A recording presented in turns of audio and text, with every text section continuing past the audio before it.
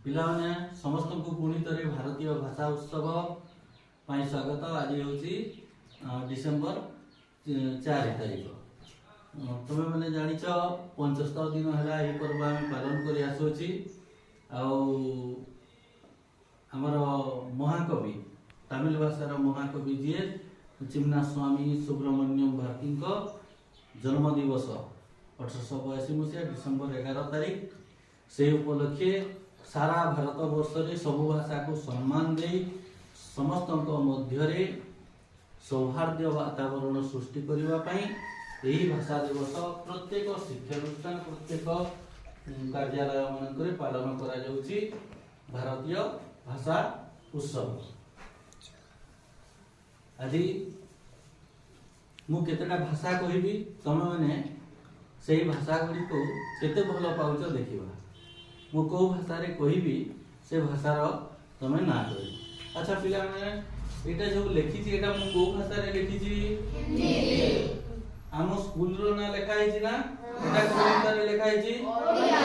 आ गुटे मु तारीख डे लिखी छी सेटा को भाषा रे लिखा है इंग्लिश नहीं कि तमे माने समझते ठीक कहिला। अच्छा आउ गोटे भाषा रे भाषा बुझी न पारले भी मु एक्शन करबी सेटा को भाषा रो सिनेमा कहयो।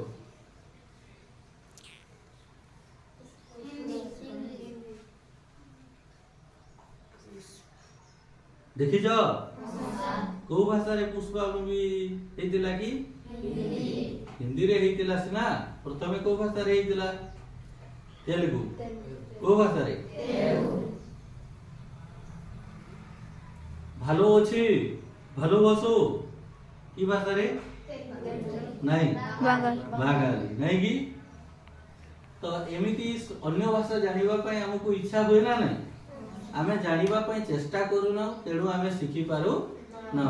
ए आंध्रा भाई माने जते बेले जानदी हमर एठी काम करिबा पय जानदी कि नहीं सेठी तांकर भाषा भी शिखि जानदी कि नहीं आमे कहू ना नहीं। आउ ऋषभ गारो केमती होछ गारो हम ओडिया भाषा रे गारो माने कोन रे किछि किंतु से भाषा रे गारो माने आमे जोटा भाई ना कहूछु भाई कहूछु नहीं कि सेटा कि नहीं। तेणु सबु भाषा को सम्मान देवा सबु भाषा को भल पाइबा यही होछि हमर भारतीय भाषा उत्सव रो लक्ष्य। ठीक अछि धन्यवाद।